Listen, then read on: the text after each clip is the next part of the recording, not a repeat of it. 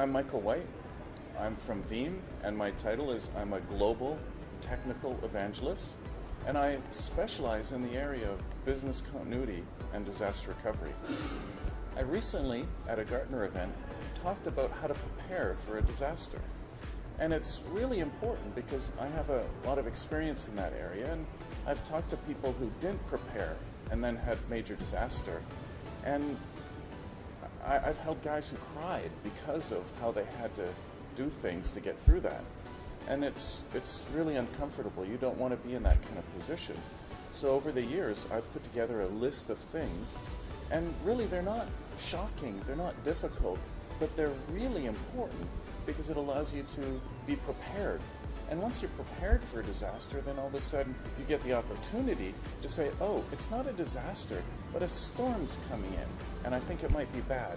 So I'm going to migrate all of our workloads from New Orleans, and I'm going to put it to New York.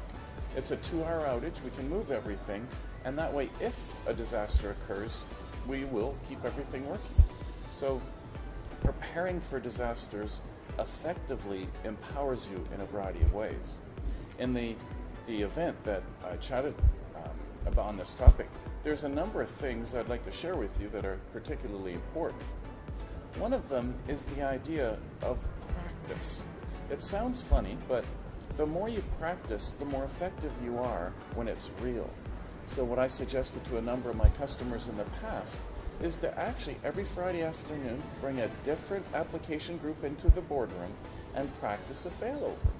And obviously, almost always, it'd fail the first time, or the second time, or the third time. But as they worked through it, they would figure out more about their applications, which is always good, and then when it finally worked, well, first off, they were happy and proud, but more importantly, the company could start becoming more confident, slowly confident, of the fact that they could handle outages. And each Friday, do a different application. And then what you do, and this is where it gets really fun, is you use the SharePoint team to actually recover the Exchange app.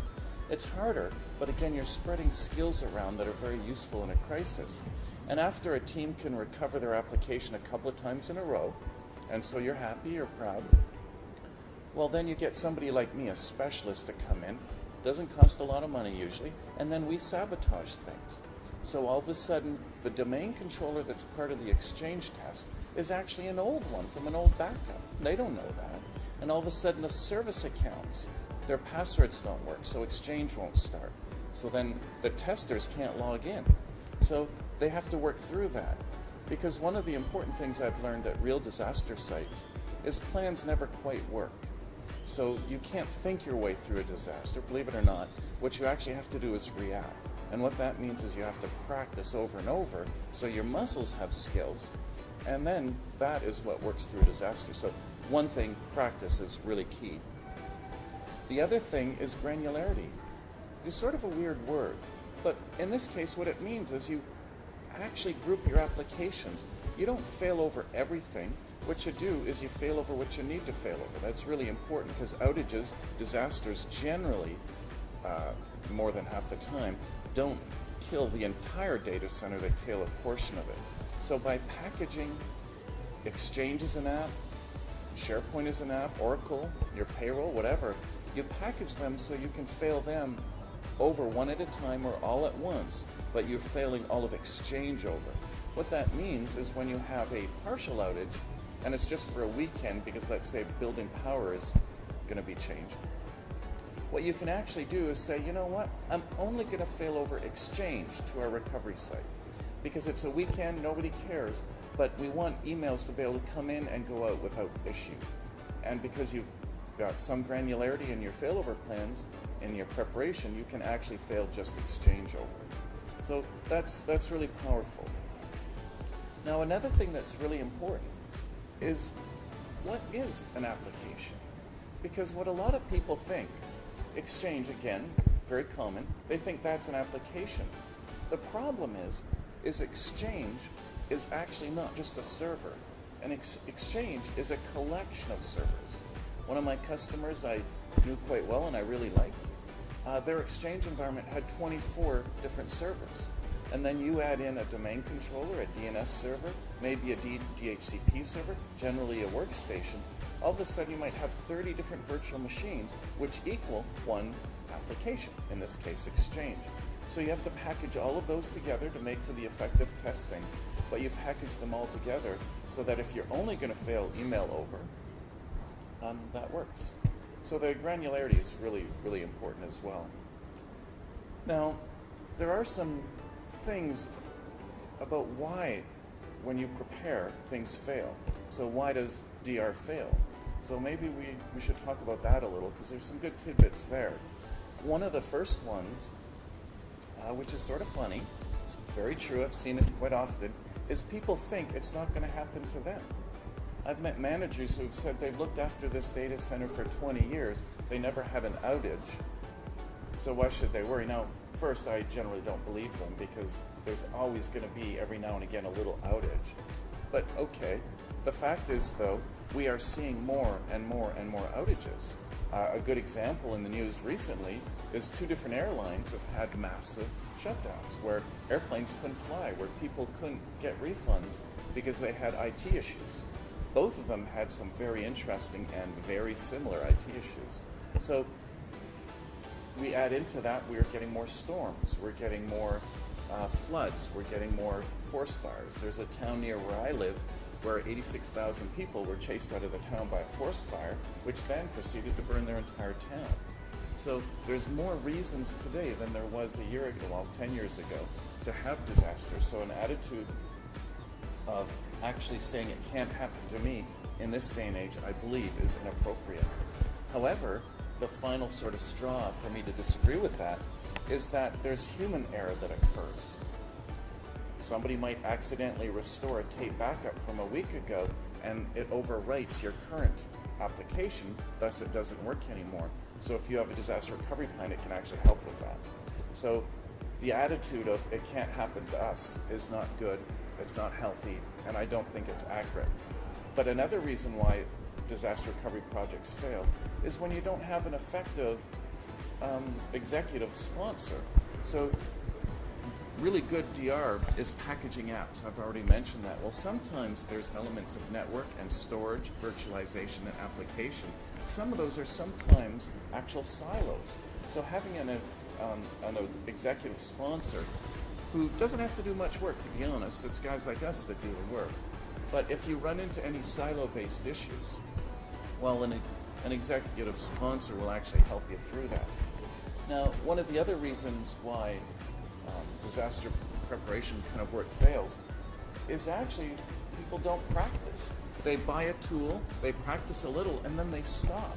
And then what happens is people don't remember. And there's 2 parts to effective disaster recovery. There's that plan, and then believe it or not, it's the decision to trigger the plan. And so when you don't practice a lot, when you hardly practice at all, often people forget who's approved to push the button to do the failover. When the failover doesn't quite work because we haven't tested it for a month or 2 or 3, well, who's the one to actually do the work on figuring it out? So practice, when it's not done, is often one of the reasons why DR work doesn't succeed. Now, I'd like to share a little tidbit with you. I was with a bank in New York City a while back, and I was helping them learn about a disaster recovery tool. It was a proof of concept kind of thing. And after the first day of teaching them, they got a little sad, and there was 3 or 4 guys there, and the VP who supervised everything wandered off and left us alone. And the guys started talking on their own, I didn't prompt them, I didn't know, about what it was like to lose their data center and actually have to run from the data center away. And it really was a very moving moment, because I guess I made the right noises, or maybe I just listened. And they started to pull out pictures. So when they were running, they would turn around and take pictures, and you could see what was happening very clearly. And they had to bring a data center back to life. And this was a bank, so we're talking about ATMs not working, about people not able to pull out money or put money in. Their entire web presence was gone. But in a week's time, they got it all back. But they didn't sleep, and they spend an unbelievable amount of time. Now, we move forward a few years, and I bumped into those people, and I got a hug, and I got a really good reaction from them because they now actually have a tool.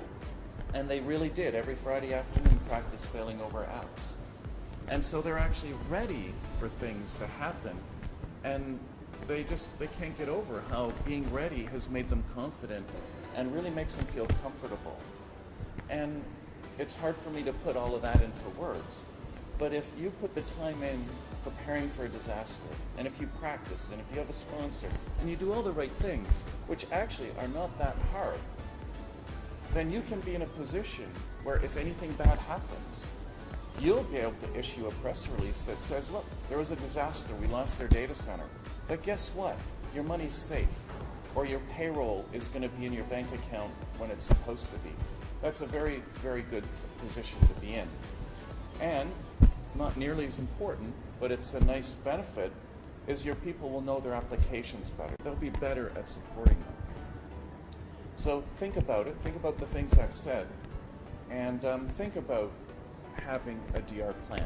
It doesn't matter if it's a big one, it doesn't matter if it's fancy, it can even be manual, but have that plan and practice the plan and be ready to use it one day and you'll be in a much better position. I'm Michael White. I work for Veeam Software. I am a global technical evangelist specializing in the area of business continuity and disaster recovery. And I've just finished working at the Gartner event, IT Expo in Cape Town, South Africa.